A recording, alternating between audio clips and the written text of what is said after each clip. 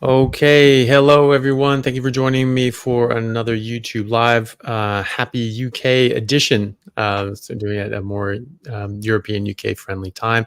To have my friends Ben and Heather, who are calling in from the UK for the to talk about the Keto Brain event that I'll be speaking at, that they are putting on in Manchester next month. Ben and Heather, nice to have you. Good to see you. Thank you. Thanks for being on, man.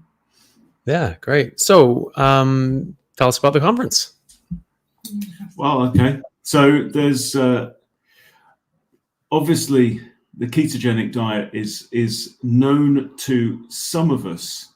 You know, the power of ketosis for its effects on protecting, enhancing your brain health and mental health, and even being able to halt, reverse, sometimes even eliminate the symptoms of a lot of the conditions that we're seeing in the world today. And I'd say it's fair to say, Anthony, that there's a lot of these conditions that are just exploding in the world. I mean, when I was growing up in the 70s and 80s, I can't remember knowing one child that had autism, for example. Right? But now ADHD, autism, obviously things like depression and anxiety, but that most people don't know that the diet is potentially the single biggest and easiest hack that you can do for a whole range of these. Obviously, we can't make any promises, but we've known about the science has known about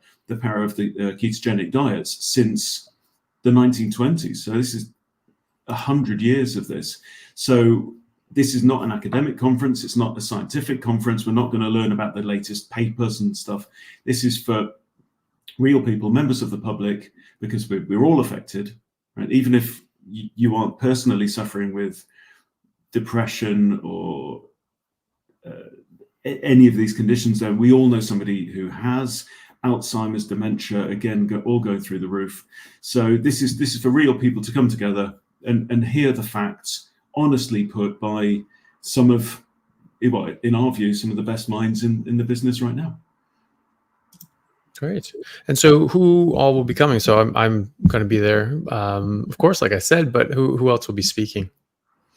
So we have Zoe Harcum, who is very, very well known in this space, especially for the help she gave Dr. Tim Noakes, or Professor Tim Noakes, a few years ago. She will be talking specifically about fat and myth about fat. Then we have Albert Cummins, who is the guy to go to with regards to statins and drugs in general. He's going to be putting that to bed, importance of not taking them, so to speak. Then we have Richard Smith, who you know very well, Keto Pro. He's going to speak about the brain and addictions relative to ketosis. And then we have Rachel Brown, Dr. Rachel Brown, who is Carnivore Shrink online. And Rachel is the first metabolic psychiatrist in the UK, so we're delighted to have her join us. And then from there, we're having a small panel of people that have been through a lot in their lives and use the ketogenic diet to actually help heal them and manage their symptoms. And that includes myself, Richard Smith, and Kira Jennings, and that's TBIs, traumatic brain injuries, depression and addictions, stroke binging. So it's basically helping people understand that you might resonate with what some of the people in the panel, specifically the people that have been through stuff, might then help you go, actually, I get that, and that's why I need to do this way of eating. Yeah, well, I think that's an amazing group of people. I'll be certainly interested in hearing everyone talk. I haven't met Ira Cummings yet. I've seen several of his videos. A really interesting guy. Zoe Harcum's awesome. Obviously, that was one of my favorite interviews. Was talking to her. She's great. And so yeah, I'd be very excited to listen to her. And then obviously Richard and Rachel Brown. I mean, they just always have wonderful things to say too. It's always very interesting. That's great. Well, it's great that you're bringing in people that the panel, or people that have had their own personal experiences to talk about as well, because I think that's very powerful. We can always talk in the abstract, where we have this study and these numbers and X, Y, and Z. But, we have to remember these are real people that this is affecting. And when you see a real person and you see the benefits that they've had, it makes it a lot more real. And I think that's the thing, Anthony. I had this vision for a while, and Ben got me to push with it and do this conference, and he's helping me. He's doing a phenomenal amount of work to help me get this going. But the reason I'm doing it is because I've had 10 concussions over the years, mainly through horse riding, but some really severe concussions. And I've also been through what begins with the letter R and a successful court case. No woman should ever go through what I've been through. But it took me 10 years of PTSD to get over it. So I know what it's like to be traumatized. I know what it's like to have high anxiety and be highly reactive because of said trauma of what I went through. And even an example is one of my friends, I was at the very beginning of my physiotherapy degree, and one of my friends told me one day after 3 years, I gave her a hug. It was the first hug I gave in 3 years. So for me to realize how important this diet has been for me is something that I want to help with people. And what I found was omega-3, first off, really helped calm my brain down. And from there, I found out about the ketogenic diet through First Do No Harm, the movie with Meryl Streep.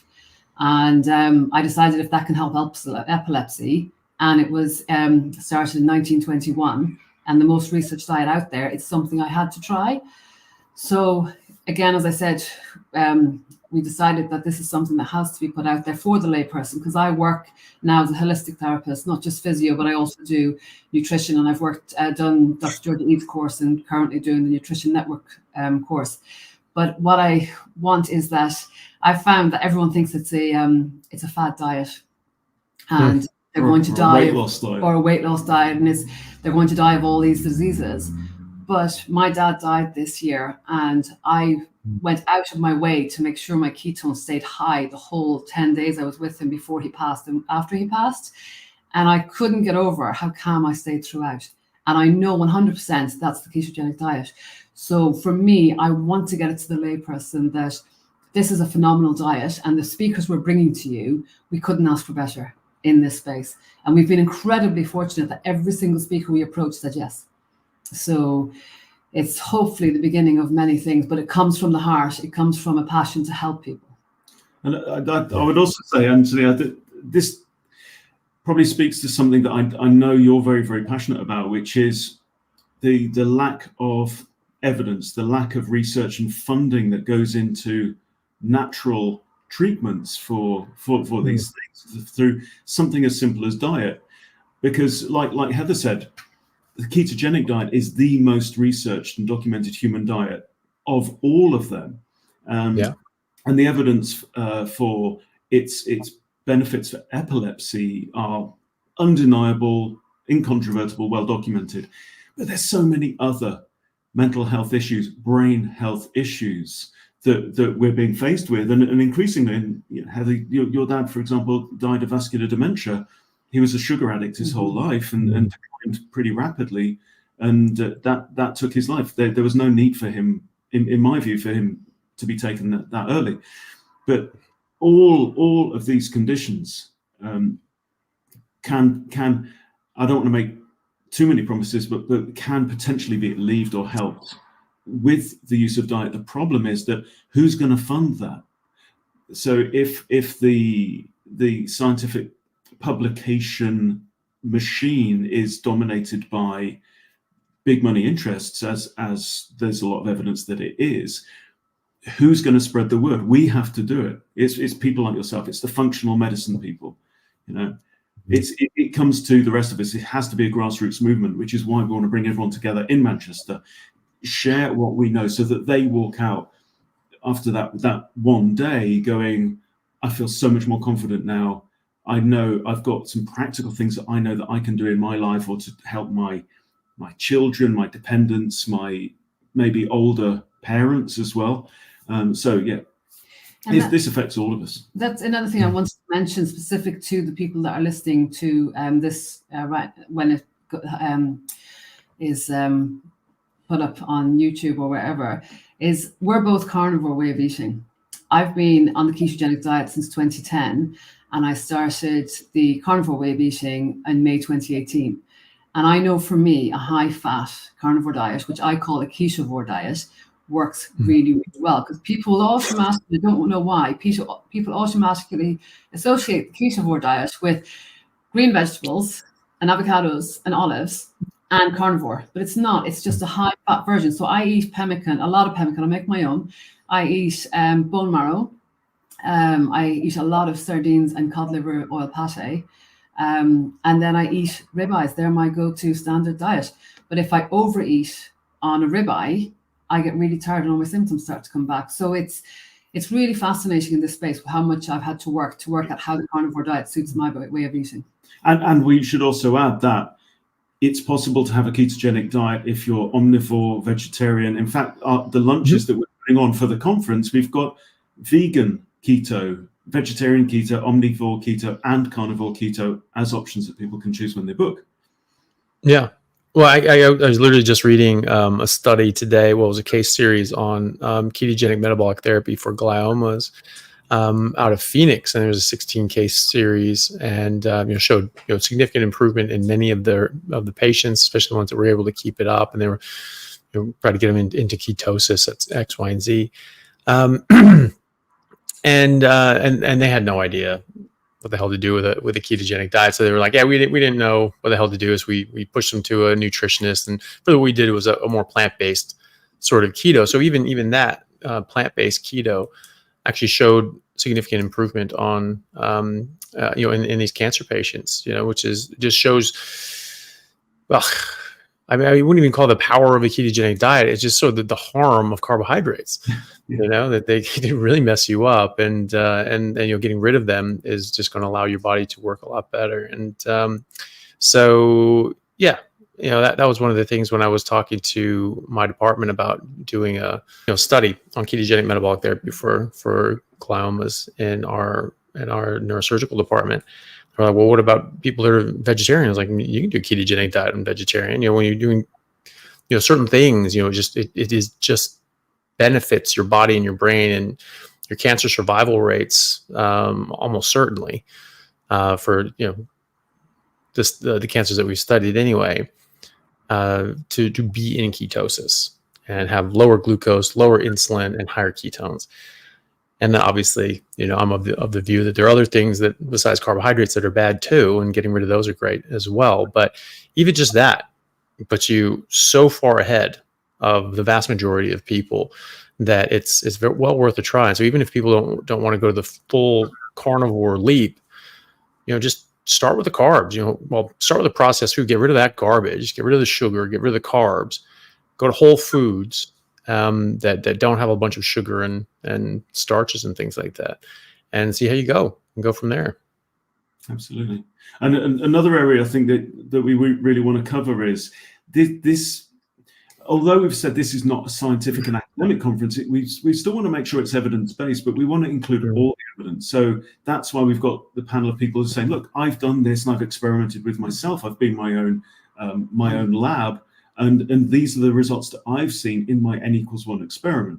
So Rachel Brown's going to be there as a consultant psychiatrist within the National Health Service in the UK, who is trying to fly the flag for metabolic approaches as well. So she's going to be talking about when pharmaceuticals can potentially help, when they can hinder, as well as Ivo, who will be talking about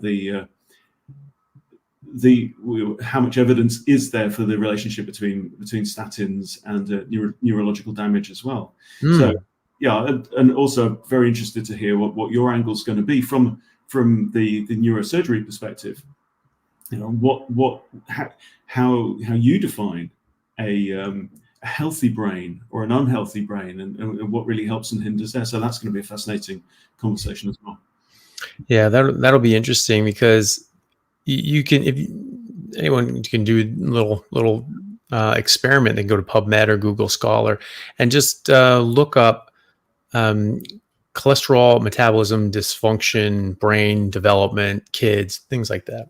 You will find no end of papers and studies in the peer-reviewed literature showing that if you disrupt the normal cholesterol metabolism of the brain, you get serious neurological dysfunction and developmental issues.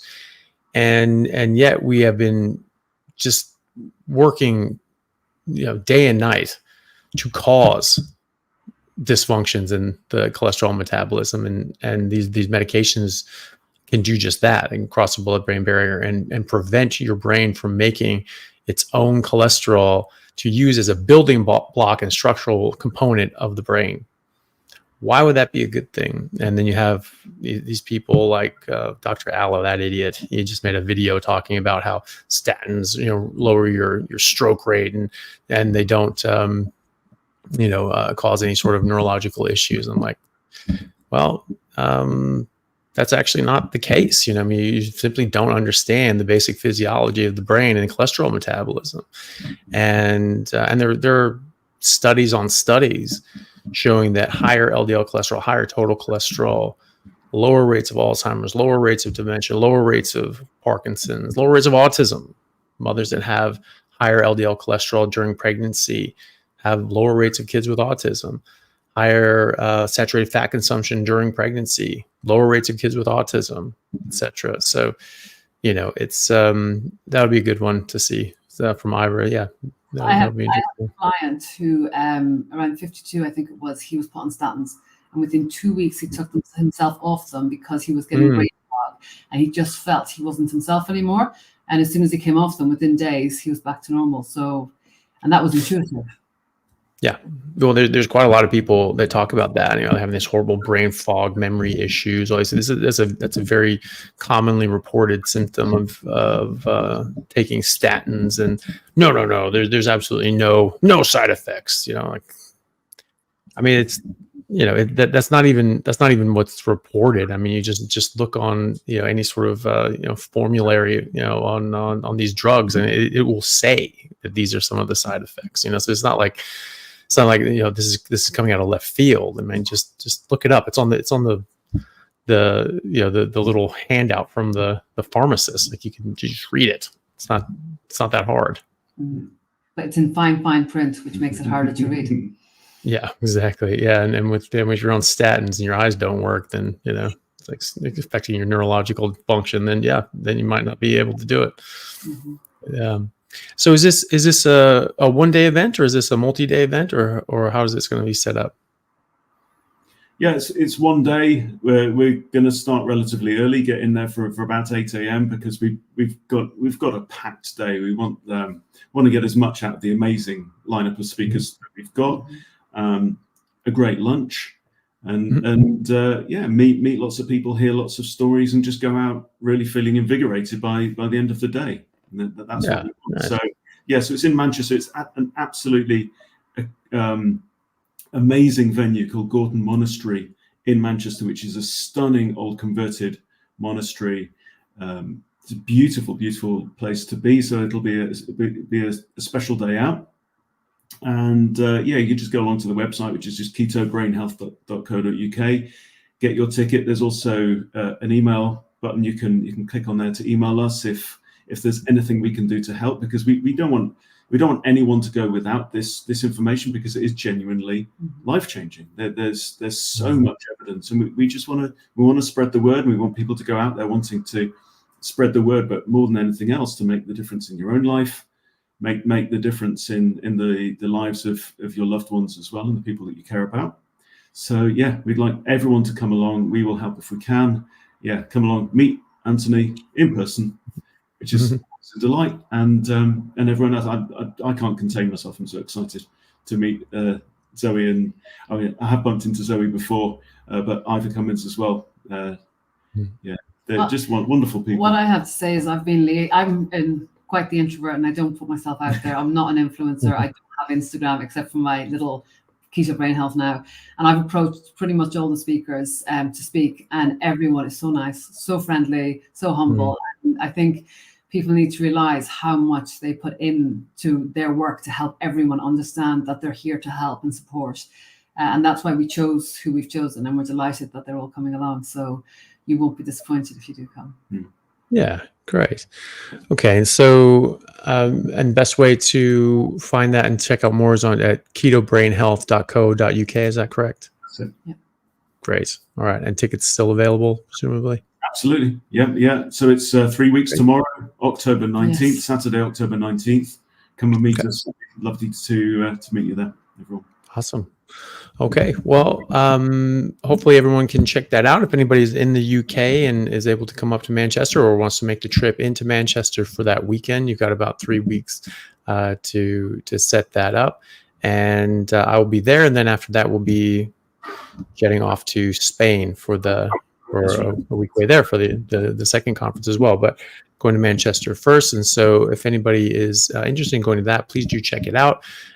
Be great to see everybody there and to talk to everyone and watch all the talks. And and just keep pushing the message out there so that more and more people can just change their diet and change their life. I mean, it's remarkable how big of a difference it makes, and it's such a simple solution. And if people want to try it, they can try it. And if they find benefit, then great. And if you don't like it, then don't do it. But it's something that's so powerful for so many people, and I can guarantee that someone does this for 30 days, 90 days, it will absolutely change their life, and they'll at least know what the alternatives are anyway.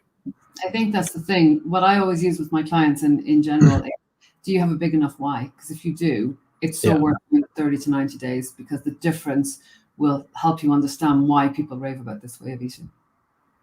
Yeah, definitely. Well, great. Well, Heather and Ben, thank you so much for coming on. It was great to see you both.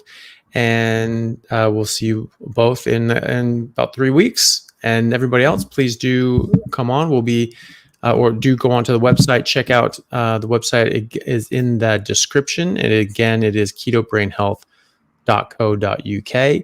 And for everybody else who wants to stay for the Q&A, we'll be going on to that and answering some live questions that you guys submit for the next sort of 30, 40 minutes before I have to go to another meeting.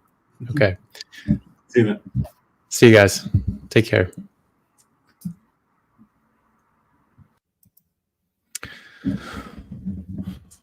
All right.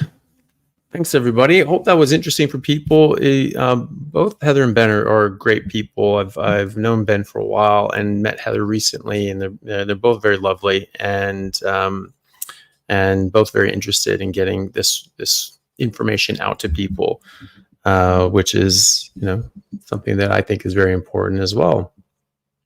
So thanks everyone for joining, and please do check out the ketobrainhealth.co.uk.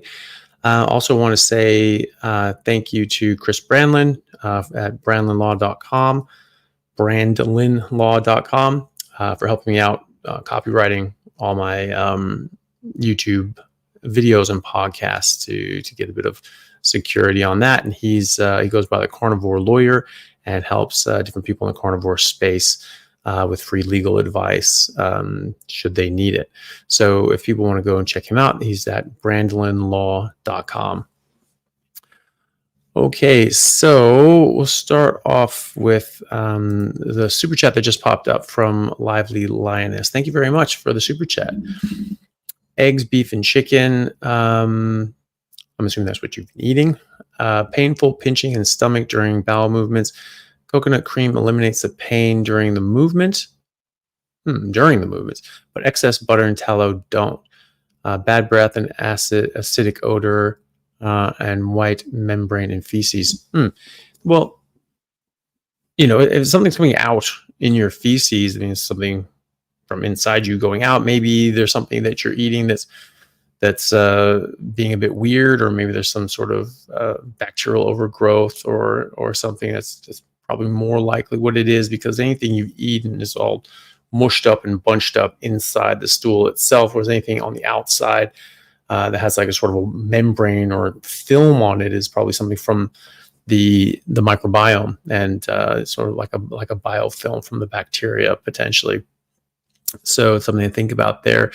If that's causing issues, you could think about different ways of influencing your microbiome, such as such as using like fermented dairy products, like unsweetened, unflavored yogurt, and but you want to put that on the meat, and you want to chew them up together, swallow them in the same bite. That allows them to hopefully get some of that bacteria in the middle of that food bolus and get it past your stomach acid and allow that to get down to the large intestine. So give that a maybe have a think about that. If you're eating anything else besides the eggs, beef, and chicken, maybe cut those out and just see if just the meat and water can help. Coconut cream eliminates pain during movements. I'm hoping you mean that coconut cream prior, then your subsequent elimination will not be as painful. Because if you take some coconut cream, as you're going, obviously that's not going to have anything to do with it. But in general, you're going to absorb a certain amount of fat based on the amount of bile that you have, and the excess is going to just go out. And so it may be that there's something in the coconut cream that you're not really absorbing very well, but is getting past your small intestine into your large intestine, into the stools, and allowed it to soften things up as well. So if you took the coconut cream in the morning and later had a painless movement, is that necessarily going to be connected? Maybe, but oftentimes people aren't eliminating for days after they eat something. So it's like, because there's such small amount of waste that needs to come out. It just takes a while to go because there's hardly anything there, and it takes a while to build up. So potentially, and is that white film happening when you have the coconut cream or not? Is that just there all the time, or only when you're having those sorts of things? So when you try to sort of connect those things together, eventually you will be able to eat enough fat that you don't absorb quite a lot of it, and it will come out as diarrhea. So at some point you're going to get soft bowel motions, and they won't be painful. So it might be something in the coconut cream that is you're just not absorbing very well, and so it's you're able to eliminate it out. And it could also be that it's just that coconut cream is very concentrated fat, and that's enough to to get some through your digestion to soften up your stools. But eventually you will get soft stools. I mean, if you eat too much butter or too much tallow, too much fatty meat, you will get loose stools. And so just increase the amount of fat that you're eating. Like you do not have an unlimited capacity to absorb fat. You simply don't. And so eventually that will run out, and you'll have very soft stools. So I would just go for that, because that means if you're getting dry, hard stools are difficult to pass, it means by definition you're not eating enough fat, because your body's absorbing all the fat that you're eating, and none of it's able to slip out and make things soft, which almost certainly means that you're eating less than your body actually has bile for, which means you're eating less than your body wants, because your body's not going to make a random amount of bile to absorb a random amount of fat. It's an expensive material. It costs energy and resources to make, and it's not just going to do that in an inefficient manner, because it's just wasteful, and your body can't do that. Like animals' life in general can't do that, or else they'll go away. They'll go extinct. I mean, those inefficient processes got weeded out of the universe long ago. It's only been very efficient systems. If there were any inefficient system, there may not ever have been, realistically, because the ones that weren't efficient enough, they all died out. Like all those dead species, those extinct species, were the ones that weren't able to thrive, and they were probably super efficient. They just weren't quite good enough to compete with all the other badasses out there too. So just remember that you're descended from the winners. Your body's not just a hot mess. It's supposed to work really, really well, and so it's not just blindly making bile. So get enough bile for your body, or get enough fat for your body to absorb as much as it wants to, then a little bit extra will keep it soft. And you will get there with butter and tallow. Trust me. You can put it to the test if you want. Just start going to ham on the butter and tallow, and see what happens. You've been warned, but it will happen. So thank you for the super chat, Nav. Carnivore for 4 months, strictly meat, salt, and water, still bloating, having gas, and multiple stools during the day. Will betaine hydrochloride and ox bile help?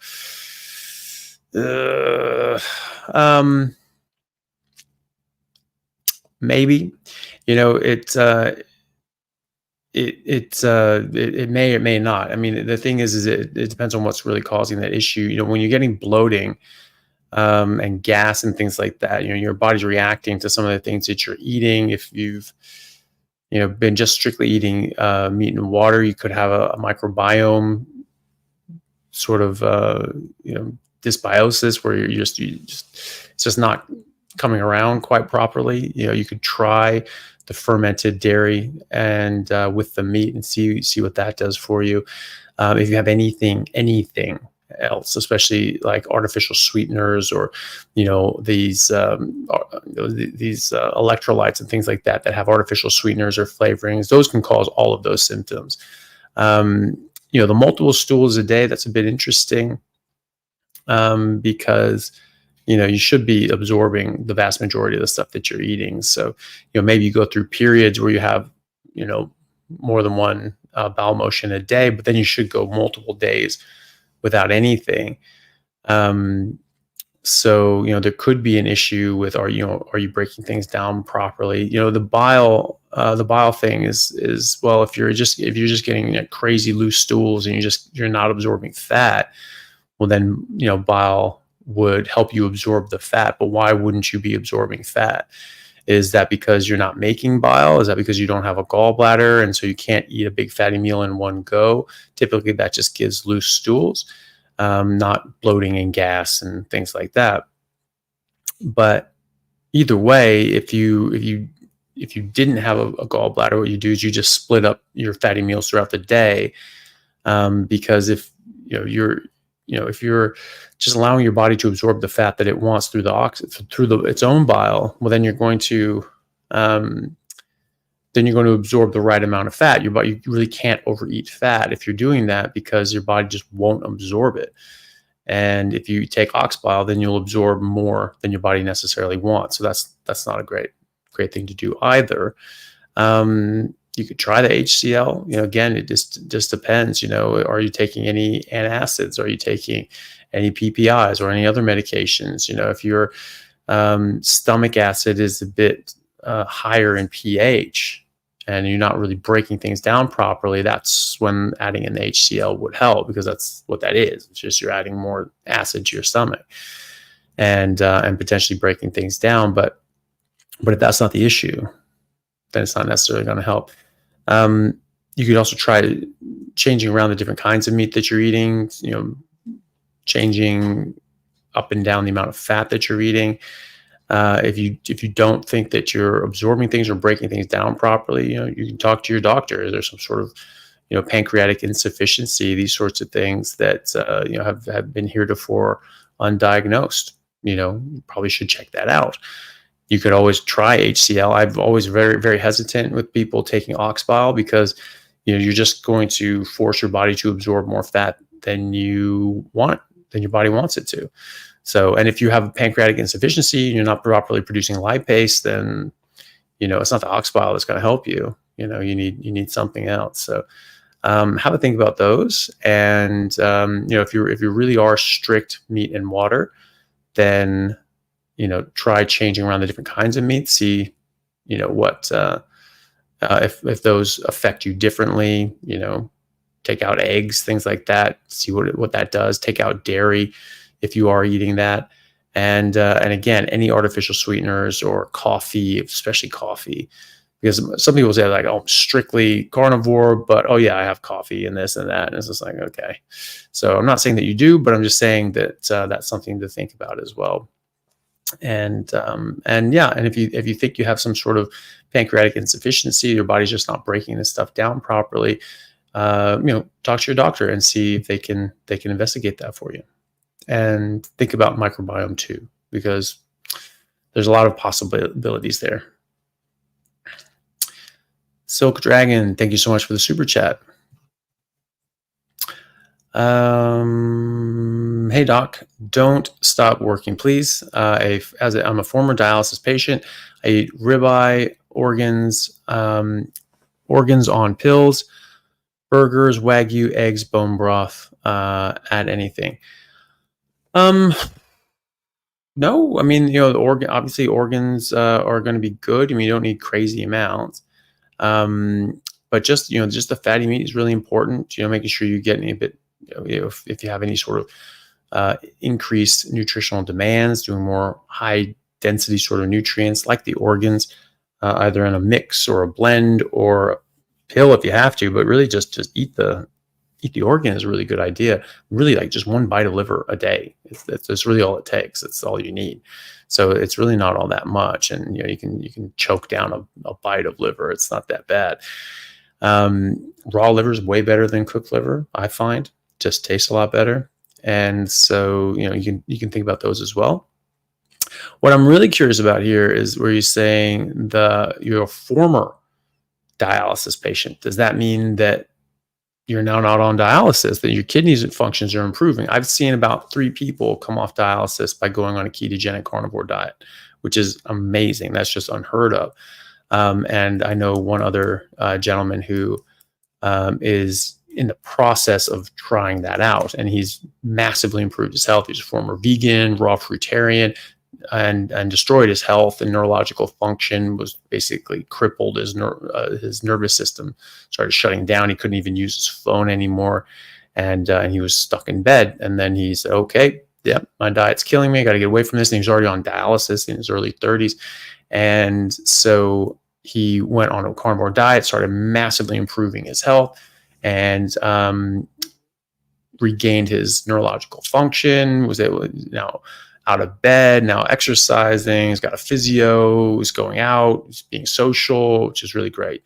And then, and we're just keeping an eye on things on the kidney function. And apparently he's been making more urine, but still dependent on dialysis, but he's giving it a year before he considers a kidney transplant. So hopefully, fingers crossed, he's one of the lucky ones. So was that the case with you? I'd be really interested in hearing that. Got a transplant. Okay. Okay. So you got a transplant in January, but feeling much better on carnivore, and your kidneys are perfect. Well, that's really good to hear. And curious too, did you start carnivore before or after your transplant as well? Either way, I'm glad you're feeling a lot better also. But no, I don't think you need to add anything. I think all the things that you're eating there are great. Just make sure you're getting enough fat. Obviously ribeye is a pretty good cut, but sometimes people need a little bit more, and sometimes the ribeyes are a bit more trimmed or less trimmed. And so burgers can be pretty lean. Wagyu, generally pretty fatty, but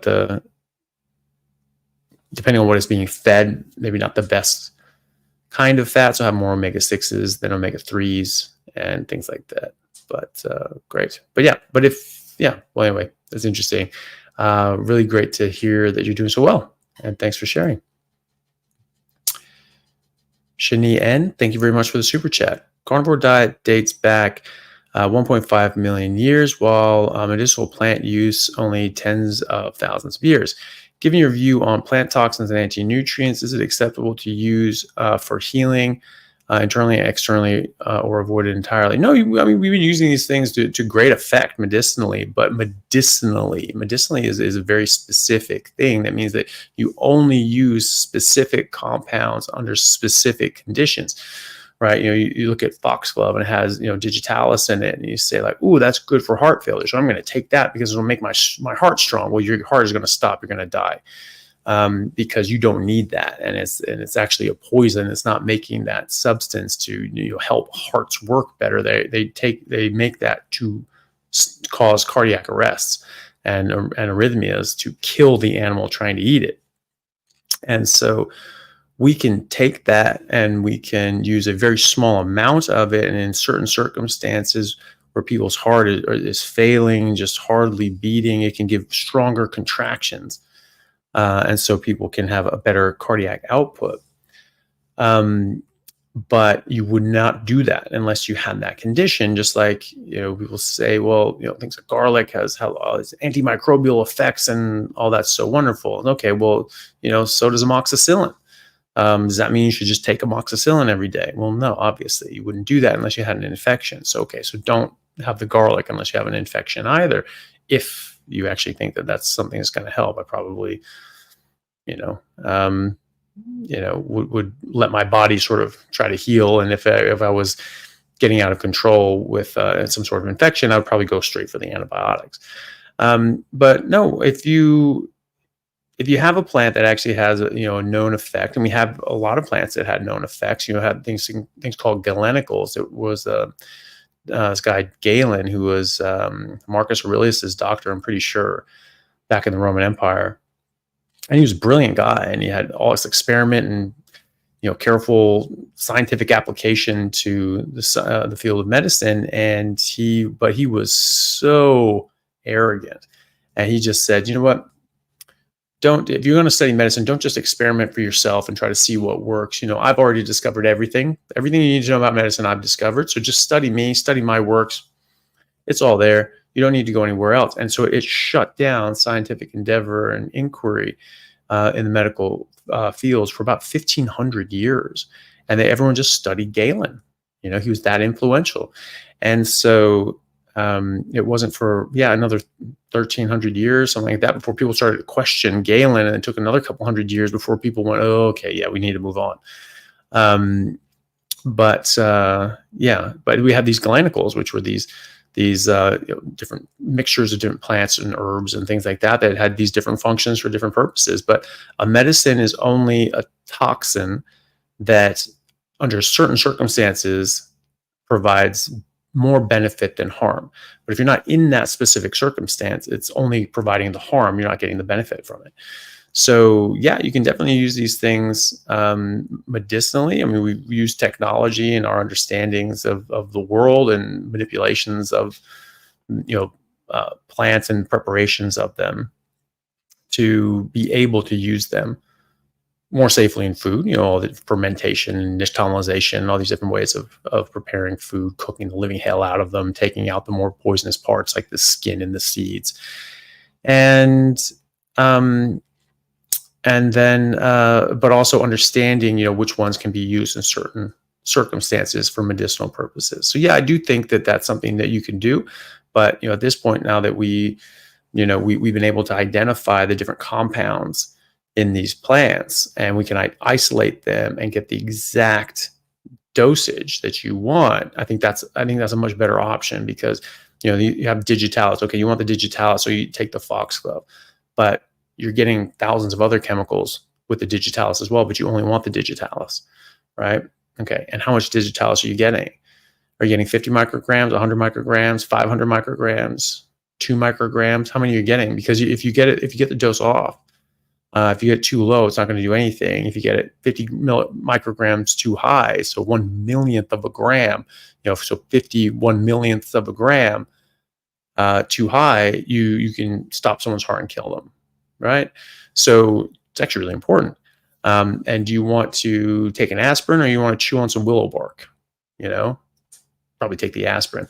So, if you're out in the woods and, you have some, understanding of herbology and plant medicine, and that's, any port in a storm, but, probably best to just use the pharmaceuticals at this point. So you know exactly what you're getting. You know exactly how much of it you're getting as well. And it's not coming with anything else. So that's a bonus. Question from Nav. Thank you very much for the super chat. I've checked my ketone level and measured through my blood a few times. I'm not getting into ketosis. Eating as much fat as I can, strict carnivore, 4+ months. Well, the thing is, other people, well, the thing is that it doesn't really matter too much on what your ketone levels are. I mean, if you're not eating carbohydrates, you're not taking in artificial sweeteners, your insulin is low and your blood sugar is low, and you're not taking in carbohydrates, then where are your carbohydrates coming from? You're having low ketones, but where are those ketones coming from? They're coming from your fat, and so you're mobilizing your fat from your fat stores, and that's really what that's about. I mean, we call it, we call it ketosis because we noticed that people have more ketones during this state than another state, but that's not its defining hallmark. The main underlying principle physiologically is that you are accessing your fat stores and you can mobilize energy from your fat. Certain circumstances like cancer or epilepsy, that could very well be that having higher ketones is of benefit. Lower blood sugar, higher ketones is of benefit. Otherwise, maybe not. And the longer you go on a ketogenic diet, the more fat adapted you become, the more efficient you get at utilizing that energy from ketones, and so your serum ketone level actually goes down. It's not because you're not producing as much because you're not in ketosis. It's because you're using it better. And so early on, you can have much higher levels of ketones, but you're peeing some of these things out because your body just can't use them because you're just not fat adapted yet. And so as you go, over several months, you become much more fat adapted and you start using them. Your ketone levels come down, down, down. Now, if you fast and you go longer periods of time, like if you eat one meal a day, for instance, and just really eat, one big meal and just go for broke, and you go until fatty meat just really doesn't taste good anymore and you want to stop. Not that you're just, you feel like puking, but just like, yeah, I'm done. I don't want to eat anymore. Then quite often people aren't hungry for like another 24 hours unless they're doing a lot of heavy work and lifting weights and sprinting and being very active, and their body wants to put on weight. Maybe they're undernourished and malnourished and underweight. Then that can be different as well. I've seen it, Melissa. Thanks. And so it's I've completely lost my train of thought. Sorry. So either way, don't get hung up on your ketone levels. Just worry about eating proper food, get enough fat for sure, so you're not getting hard stools, and make sure that you're feeling all right. And don't worry too much about your ketone numbers and things like that. Do you feel good? Do you have good energy? Do you get better energy or better results when you eat slightly differently and slightly more fat or in different times and all these sorts of things? That matters more. So I mean, I've only checked my my blood. Well, yeah, I've really only checked my sort of finger prick blood test and ketone levels once ever, and that was because it was at like a conference in San Diego, and they just had like a Keto Mojo booth was there, and so Paul Mason and I went and checked our ketones just to see, because then we were sort of predicting that we'd have pretty low ketones because we both been completely ketogenic for better part of a decade. For me, I think he's been over a decade keto anyway, and me keto carnivore. I mean, we were both 0.4. So does that mean that we're not in ketosis? No, of course not, because we're mobilizing our fat stores. So really, we're just talking about this metabolic state that people call nutritional ketosis or ketosis or ketogenic metabolism, whatever. It's our main metabolism is where we can mobilize energy from our fat stores and turn them into glucose, glycogen, and ketones. And the majority of our energy comes from fat oxidation. That's it. So, it's not just like, well, we don't have high ketones, therefore we're not in ketosis. No, it's about mobilizing your fat stores. So I wouldn't worry too much about that. If you want to go for numbers and see if that makes you feel better, try eating once a day, just one big fatty meal a day. And you can try taking a day off. Some people will, just eat 6 days a week and just have one day off and just see how their body goes, and that just sort of resets and lets you know. It's sort of a good way of letting you know how much your body actually needs. I mean, people often feel that they have to eat multiple meals a day, because they just always have before. And then they don't eat for 2 days and they realize like, actually that wasn't that bad at all. I don't generally advocate fasting outside of specific therapeutic interventions, like you're trying to get your GKI down because of cancer or something like that. But, or just necessity because there's just nothing good to eat. I'd rather not eat than eat garbage. But you can try that, and that'll change your ketones. Your ketones will go up a little higher and your blood sugar will go down a little further. See how you feel. And if you feel better that way, then maybe incorporate in some, the OMAD sort of style of eating and go from there.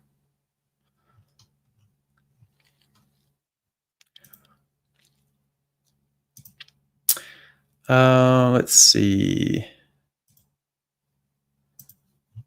Yeah. Well, we've got several questions here and a couple of super chats, and unfortunately, I don't have as much time today, but so maybe we'll end the super chats there, and we'll try to get through the rest of these questions and take it from there. MM, thank you very much for the super chat. I recently reintroduced coffee with no negative symptoms. I know you will disapprove, but what percentage reduction from optimum does a coffee a day cause? 5%, less than optimal, 50%, or worse? Cheers, 100%. You're going to ruin your life. No. Look, if you feel fine on that, if the symptoms that it's causing are subtle enough that you don't really care, fine. Are you getting benefit from it? Think about the energy you're getting. Yeah, you feel a lot better, but do you feel a crash afterwards? Do you feel sort of junky and gross afterwards? I certainly did. The other thing to think about is that it has other effects that you may not actually appreciate acutely. There are a lot of anti-nutrients in coffee, as well as other plants, but coffee in particular has a lot of anti-nutrients that will block out the absorption of nutrients, even in fully bioavailable foods such as meat. And so if you take coffee around meal times, then you're not going to absorb a lot of the food or a lot of the nutrients. And that's not what you want. And they can actually get into your bloodstream and actually strip out nutrients. Caffeine alone will just strip out magnesium out of your bloodstream. So it'll lower your magnesium levels, dehydrate you a bit more too. And so, that's not what you want. I have also seen people when they're taking medications, such as thyroid medications, you're supposed to just take thyroid medication with nothing except water, wait 30 minutes before you eat anything else. And then I've found people that were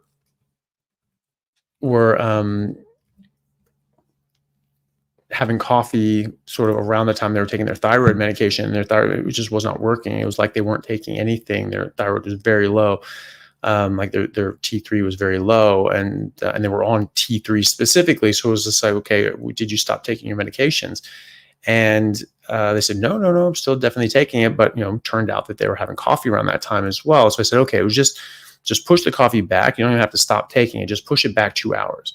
So you take your thyroid hormone, and then you don't take any coffee for 2 hours, and see what happens.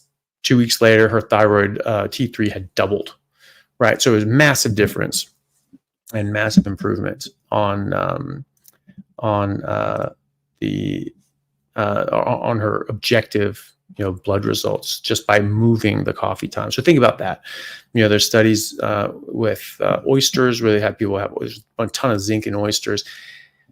People eating oysters, zinc goes up. So give them X amount of oysters, zinc goes up, big jump in their serum levels, like right away, right? Then they gave them oysters with black beans, only 25% of the rise of the group without black beans, right? So it blocked out 75% of the absorption. So that's quite significant. Then they gave people the same amount of oysters, but with corn tortillas. No rise in the zinc at all. So it completely blocked out the zinc absorption by 100%. And what else was it blocking out as well? Was it just the zinc? Probably not. There's probably a lot of other things that were blocking out as well. So that's what coffee does also. So keep that in mind. When I see people, and I check their vitamins and minerals and things like that, one thing that really holds people back in improving, even if they're on supplements, is coffee.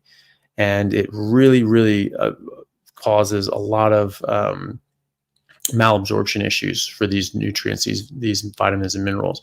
And so if you're going to have it, you just have to have it completely separate from any meal and any medication for sure. And then even then, it can still strip some of these things out of your system, even just going into your bloodstream. So just keep that in mind. That's a problem that I have with it. Another one is that it has a mild laxative effect, and so sometimes that necessitates you eat less fat so you don't get the runs, right? Because if you're eating enough fat that you're going to have soft stools, and you add coffee to that, you're going to get loose stools. And so, don't want that. Obviously, I'm eating too much fat. You pull back on the fat, and now you don't have enough fat, but you have normal stools because of the coffee is a laxative. So, there are downstream downsides to drinking coffee as well. Even if the short-term sort of issues like soreness, muscle aches after DOMS, delayed onset muscle soreness, and joint aches and things like that. Even if those aren't that obvious, these other things can cause a problem as well. So just keep that in mind.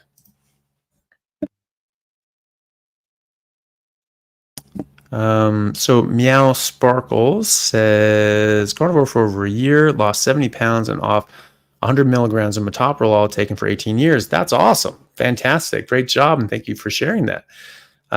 Same for my sister, and off meds for mental illness, delusional psychosis, and schizophrenia. That's amazing. Absolutely fantastic. Really. Yeah. Thank you so much for sharing that. I'm really happy for you. I'm happy for your sister as well. And obviously the weight loss is great, and having, coming down on the heart medication. But then obviously the mental illness is, that's incredible. Delusional psychosis and schizophrenia. This is, that's probably one of the more difficult things that anybody will ever have to live with, because you can't interpret reality properly. You're seeing things that aren't there. You're experiencing things that aren't happening. And that's really distressing. How could that not be really distressing? And so having that improve is absolutely amazing. Thank you very much for sharing that. I'm really happy to hear that.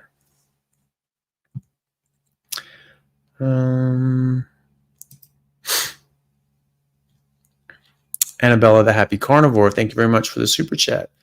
Thanks for being such a blessing to us, Dr. A. Love you all. Thank you very much. That's very sweet of you. Porcius Norvecius. There we go. There's got it attached down here. Thank you very much for the super chat. Mr. Porcus, or maybe Mrs. Porcus.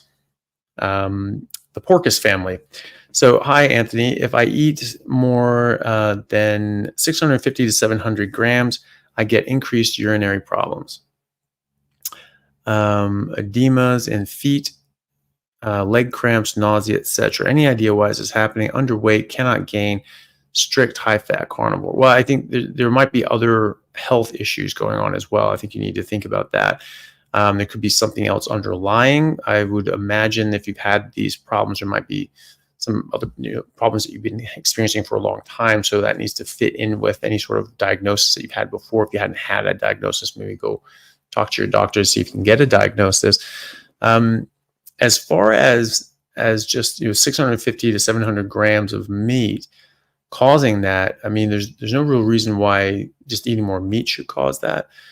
Potentially something to do with the electrolytes, potentially do something with the salt. Like if you eat more salt than your body wants, you could potentially cause disruptions and edema and things like that. You can cause fluid shifts in different sorts of body parts, etc. So think about the electrolytes, think about the salts. Sometimes people need more salt. If you're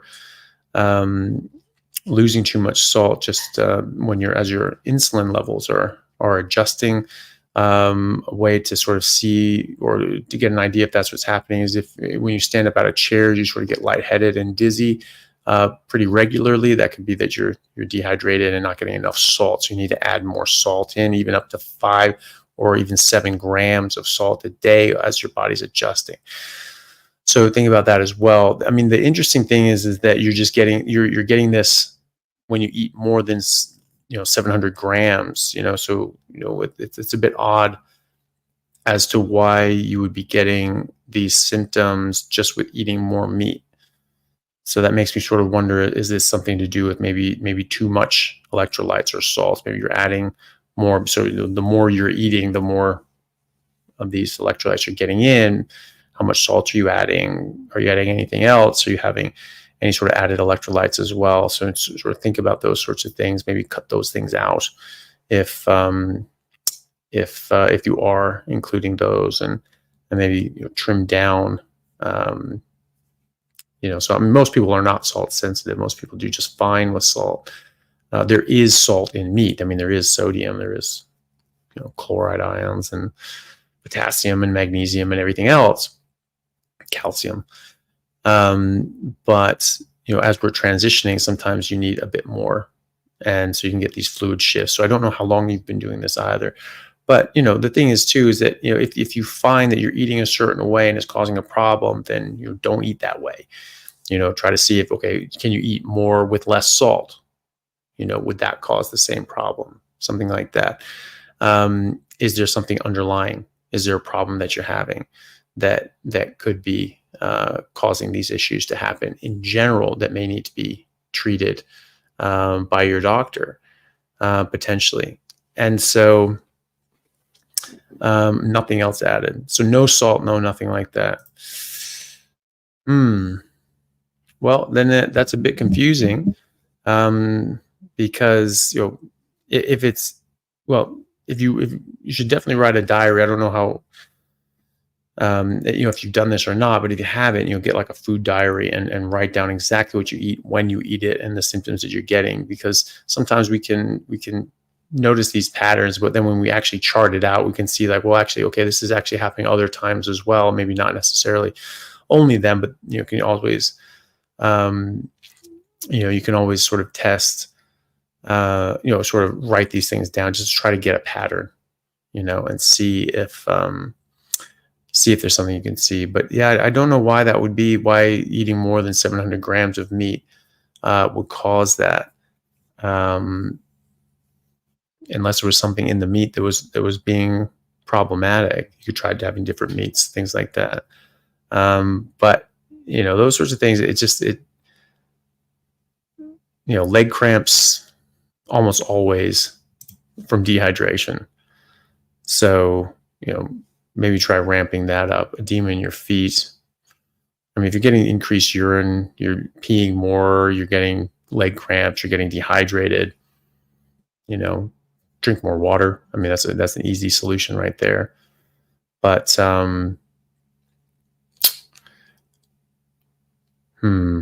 I think you should probably just ask your doctor, see if there's anything going on. Because I don't know how much your legs are swelling or what kind of swelling there are as well, or what other sort of urinary symptoms you're getting. I mean, it could be that this is something profound. It could be something fairly subtle.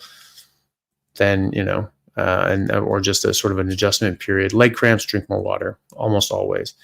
Urinary problems, I don't know. Increased urinary problems, I'm assuming that's more frequency. You're just peeing more regularly. I don't know. But, if you are, then more water. And could very well be that if you're peeing more and you're losing more electrolytes through insulin readjusting, and you're getting dehydrated from that, that could cause a problem there. So think about adding salt. If you're not adding salt, maybe think about that. Increase the water first, possibly add salt. And, so just go down the list, make a list of possible things, and then sort of work through them. And again, don't be afraid of talking to your doctor if you think there's a problem. Okay, Rita Jean. Hello, Rita. Nice to see you. Hi, Doc. I tried your recipe for bone broth and butter and loved it. I'm using chicken bone broth and going to try beef next. Oh, that's great. So that was something that we tried in Washington when we were visiting my parents there.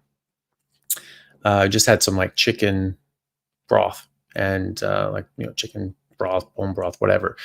And we had this, I forget exactly how we came up with this, but anyway, just made bulletproof broth, and sort of had that and blended it with a stick blender, and it was just this creamy, nice sort of, salty, meaty sort of stuff, and it was really good.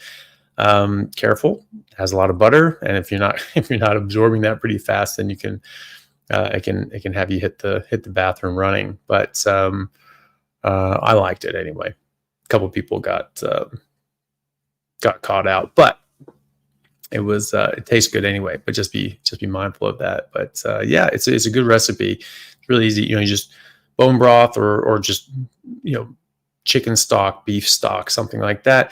Put a stick of butter in it, like a bulletproof coffee, stick blend it. Tastes great. Tyler Nabbers, thank you so much for the super chat. It's very kind of you. Very generous super chat too. It's really nice of you, Tyler. Thank you for that. And Sabby, thank you for a very generous super chat as well. It's really kind of you, or the super sticker as well. Sort of ran out of super chats. And then sort of answered a couple other ones. Maybe grab a couple normal questions here. One's from Griselda Mora. Can a carnivore diet help with memory loss from temporal lobe epilepsy? The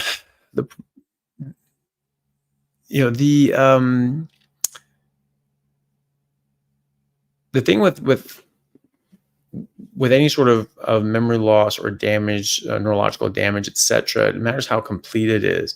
The body can heal from a lot. And while we say to people that you'll get neurological recovery basically up to a year after an insult, and if you don't get anything after that, then, and you probably shouldn't expect to get anything after that. Sometimes up to 2 years for certain things, but typically that's about it. A year or two, and that's going to be stable. But I've seen people recover with many years in between their neurological insult, like a stroke or TBI or something like that. So the answer is it's possible. Being in a ketogenic state, having high ketones are going to cross the blood-brain barrier, reconstitute into fatty acids that make up the physical structures of the brain. You're not going to be screwing with your cholesterol. You're going to have an abundant amount of cholesterol for the brain to make more brain, and that can obviously help with memory. Memory, the hippocampus is heavily involved with memory, and being in ketosis stimulates BDNF, brain-derived neurotrophic factor, which specifically stimulates the hippocampus and can help with memory issues, as can getting out in the sun and getting UVA light into your eyes and onto your retina. That can also stimulate BDNF. So can exercise, but specific exercises like anaerobic exercises, so weightlifting and sprinting, high intensity sort of things, but whatever you can do, just do it. But those higher intensity exercises can also stimulate BDNF as well. And that can help also. So these sorts of things are obviously worth trying, and certainly being in a ketogenic state for epilepsy, temporal lobe epilepsy, and we have these focal epilepsy. They aren't necessarily as susceptible to ketogenic diets. They aren't as ketogenic diets aren't as helpful as other forms of epilepsy potentially are, but there are plenty of people with temporal lobe epilepsy that improve with ketogenic diets. And it's not going to hurt anyway. And you're getting all these fatty acids and DHA and EPA and these sorts of things that are very, very essential for your brain and your normal neurology. So it's very much worth a try. I would absolutely do that, and see how that helps, and hopefully it does. Actually, it looks like I missed a couple up here. One's from Damian Williams. Thank you very much, Damian, for the very kind super chat. Would you consider setting up a Give, Send, Go to build up funds so that you or someone you know could travel and compile in-depth case studies for publication? Each book could cover a specific medical condition helped by carnivore. Well, that's an interesting idea. I mean, I am, putting together some case studies and case series to publish on different people that have dramatically improved on carnivore diets. For instance, MS, multiple sclerosis, going to be doing that as well. Heart failure, congestive heart failure, other autoimmune issues as well, because there's just so much benefit that people find with autoimmune issues. So anybody who you don't necessarily need to travel to do that. You can do this stuff remotely. In fact, I'm collecting volunteers if people are in that condition and they've had recovery from congestive heart failure or multiple sclerosis or psoriasis or all these other sorts of things. Email me at anthonychaffee@gmail.com and put in the subject line carnivore case study, this issue, right? And then let me know you'd be willing to be a part of that, and we can actually put these together and we can publish these things. And I think that's a very, very powerful thing to do. I think it's a great idea to do some crowdfunding for studies, like getting more carnivore studies going. Dave Feldman did that. They crowdsourced a lot of things for the lean to mass hyper responder stuff. It was funny. Peter Attia sort of called him out. I was like, oh, if these people really care about it, then you should crowdfund and get the money from them. But, he sounded pretty dismissive of it, that people weren't going to go into it because they were, for whatever reason. But people came out in droves, to both be subjects for it and also to donate money towards it. And there you go. And we're getting out, great information from that really just, goes, hard against the the narrative that cholesterol causes heart disease, which is there is zero hard evidence for it. They have never shown that a cause and effect relationship between any form of cholesterol, total cholesterol, LDL cholesterol, SD-LDL cholesterol, any of the LDL particulates, ApoB, LP(a), anything, nothing. Everyone talks in these abstracts. Oh, it's Mendelian randomized control. Just because it has the word randomized does not mean it's a randomized controlled trial. It's still epidemiology, those Mendelian studies. So it's very funny to see these sorts of things because we demand so much evidence for everything else. And this is the one thing that just no hard experimental data is ever asked for or provided. And people they just are beside themselves whenever you point this out. But yeah, I think that'd be a good idea. That if I get a big study going, I'd love to do something like that, like on GBMs or something else. That would be fantastic and would absolutely be a great idea to think about crowdfunding for that. And thank you for that, Damien. That's a very good idea. And I think we'll probably end it here with Icefly99. Thank you very much, Icefly, for the super chat. It's very kind of you. Do you have a view on Parkinson's disease and a carnivore diet? It's discouraged due to medication interference, but I don't find people trying it. There's plenty of people on carnivore diets with Parkinson's, and anecdotally, this has been helping. There have been published case reports with ketogenic diets and Parkinson's. There are studies that have spoken about ketogenic diets being helpful for Parkinson's. Higher LDL cholesterol and total cholesterol studies have published that this is protective against Parkinson's, i.e., people that have higher LDL cholesterol throughout their life have a lower rate of Parkinson's, or lower relative risk or whatever, or risk association, I should say. And yes, you can get some medication interaction. Don't eat around those medications, right? So if you're taking the medications once a day, just give it several hours. Some people don't like taking the medications. My father, decided that he didn't want them, and they weren't really helping him, and so he decided to come off. But he was carnivore for years on different Parkinson's medications, or really levodopa, which is like sort of a main one. But he didn't really find that it was all that helpful, and he ended up coming off of it. because there were side effects and things like that he didn't like, but he never had an interaction or issue with eating a carnivore diet. But yeah, if they're on some sort of Parkinson's medication that could have an issue, just make sure that they're eating very separate from those medications. That's a good thing. And obviously, any sort of interaction or negative problem, you change things up and work with their neurologist to come up with a good solution for that as well.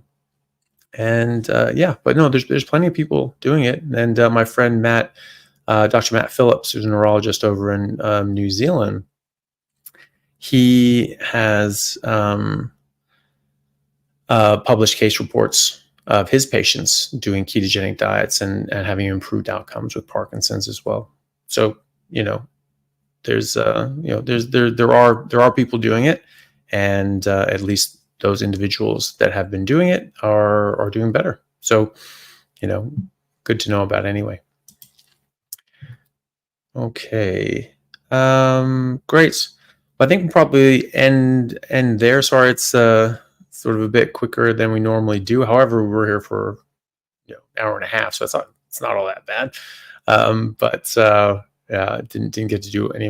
Haven't been able to do like a 3-hour marathon in a while, but we'll see how we go. I've just been traveling so much with work and speaking at these conferences that when I'm back, I basically have to see patients all day, every day, sort of every day. And so I'm sort of working 7 days a week and don't have like mornings free on many of the days that I used to do the lives. And so I just got to sort of get with the backlog of patients. So, but that's okay. Won't be like that forever. I'll be able to start getting back to some of these live chat or live YouTube talks eventually. But yeah. Thank you all very much. Really appreciate you guys coming on. Hopefully that was helpful for people. And thank you again to Heather and Ben for coming on and telling us about the Keto Brain Conference. Really looking forward to that. That's those are like, I wasn't just saying that. I really, really do enjoy all of those speakers. I think they're all really great, and very much looking forward to meeting some of the ones that I haven't met in person yet, and hearing people such as Ivor Cummings talk. I haven't seen him live. I haven't seen Zoe Harcum live. I've only sort of seen her videos, which are excellent, and had her on my podcast, and that was a delight to talk to her. And very interesting lady, and very intelligent lady as well. Very, very probing in how she thinks and how she investigates things.